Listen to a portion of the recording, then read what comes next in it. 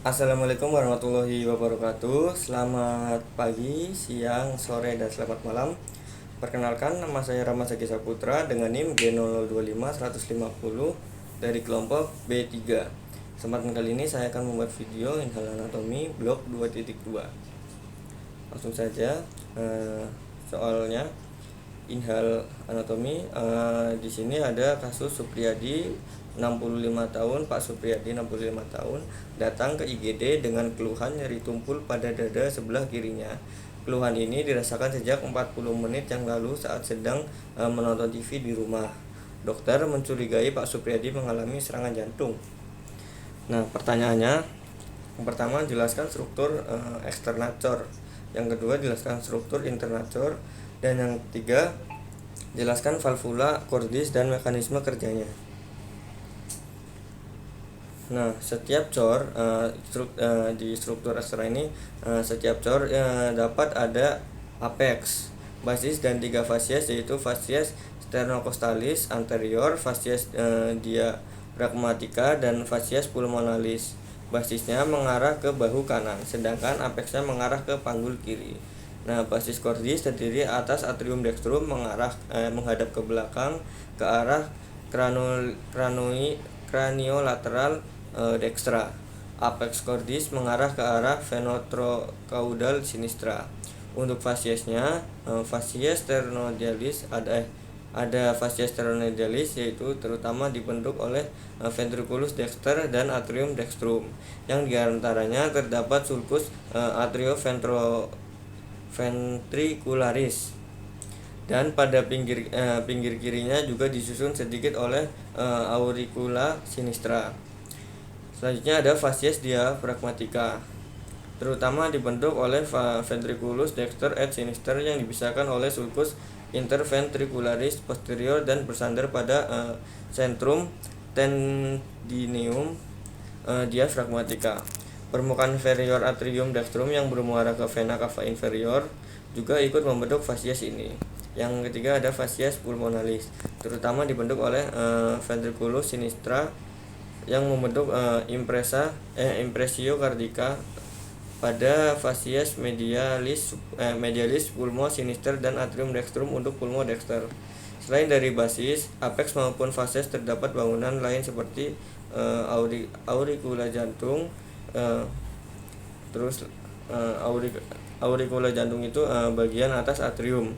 Nah, auricula jantung merupakan struktur pelengkap atrium yang menonjol yang merupakan sisa atrium kanan janin. Auricula ini dapat meredakan tekanan tinggi di atrium dengan meningkatkan kapasitas atrium pada saat stres.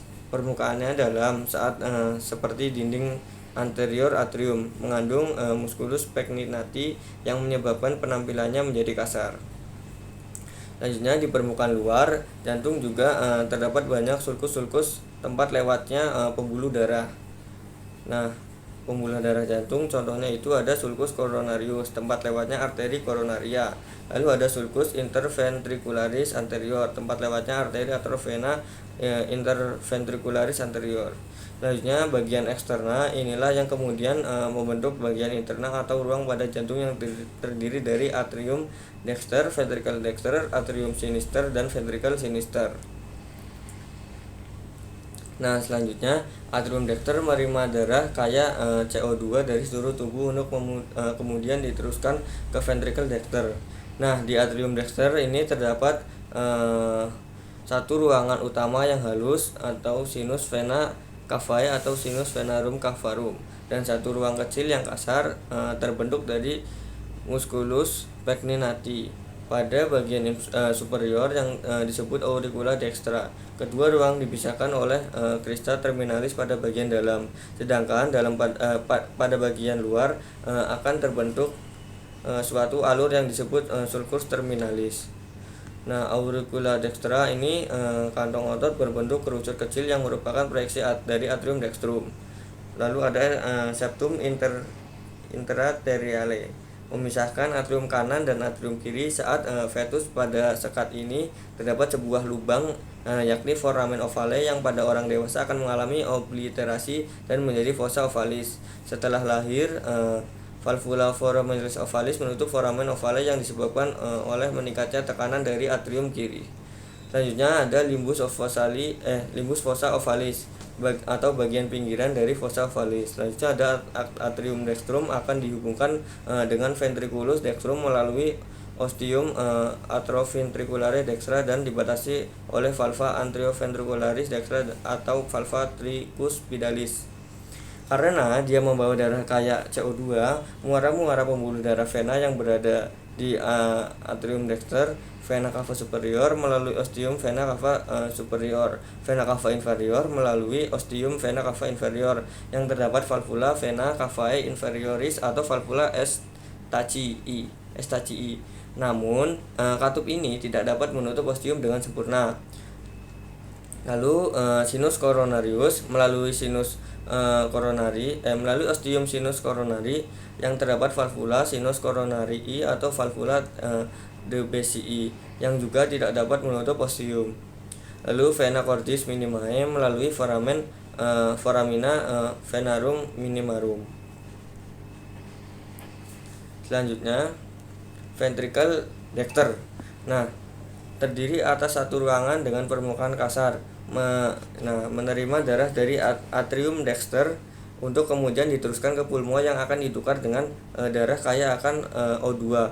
Ventricle tersusun dari rigi-rigi yang menonjol disebut trabecula carnae. Ada 3 jenis trabecula carnae. Yang pertama ada palpilaris, yaitu melekat ke dinding ventrikel melalui basisnya, sedangkan bagian puncaknya dihubungkan melalui chorda tendinae atau tali-tali fibrosanya ke cuspis valva tricuspidalis. Nah, musculi palpilaris dan chorda tendinae berperan dalam penutupan katup. Musculi palpilaris akan berkontraksi sebelum ventrikel berkontraksi, sehingga chorda tendinae menegang dan menarik kedua cuspis secara bersamaan sehingga cuspis tertutup. Ingat, gampangnya itu adalah chorda tendinae itu adalah tali yang menghubungkan antara musculi palpilaris dengan katupnya itu sendiri. Jadi musculi palpilaris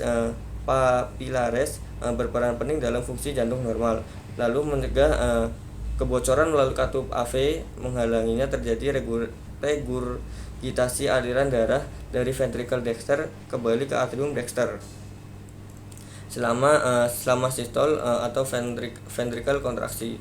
Selanjutnya trabecula septomarginalis atau moderator band yang menyilang rongga ventrikel dari septum ke dinding anterior.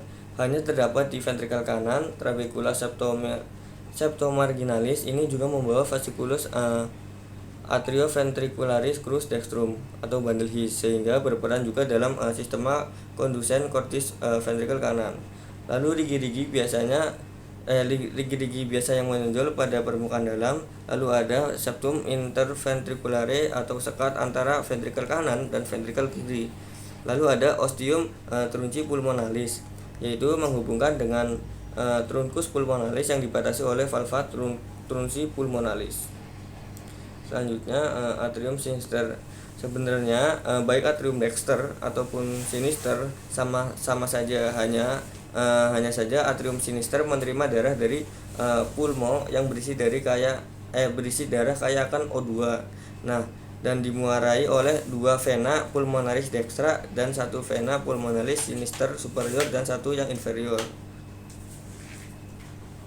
Nah, untuk ventrikelnya atau ventricle sinister ini juga sama dengan dexter, hanya saja myokardium ventrikel kiri lebih tebal dibandingkan yang kanan karena fungsinya memompa melawan tekanan tinggi, yaitu ke seluruh tubuh.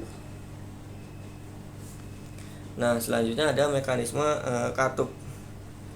Nah, mekanisme katup jantung bekerja berdasarkan tekanan antar ruang jantung sehingga aliran darah tetap satu arah. Saat diastol atau fase relaksasi, tekanan di atrium itu lebih tinggi daripada ventrikel, sehingga katup atrioventrikular seperti katup mitral dan katup tricuspid terbuka, memungkinkan darah mengalir dari atrium ke ventrikel. Ketika ventrikel mulai berkontraksi sistol, tekanan di dalam ventrikel meningkat dan mendorong kedua katup tersebut untuk mencegah aliran balik ke atrium. Nah, dibantu oleh chorda tendinae dan otot palpilaris agar tidak terbalik. Selanjutnya, ketika tekanan ventrikel lebih melebihi tekanan di arteri, katup semilunar yaitu katup aorta dan katup pulmonal terbuka sehingga darah dipompa keluar ke aorta dan arteri pulmonalis.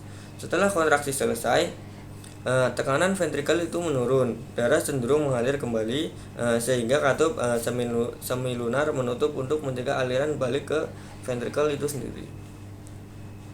Nah, mungkin sekian yang dapat saya sampaikan, kurang lebihnya mohon maaf. Wabillahi taufiq wal hidayah. Wassalamualaikum warahmatullahi wabarakatuh. Terima kasih.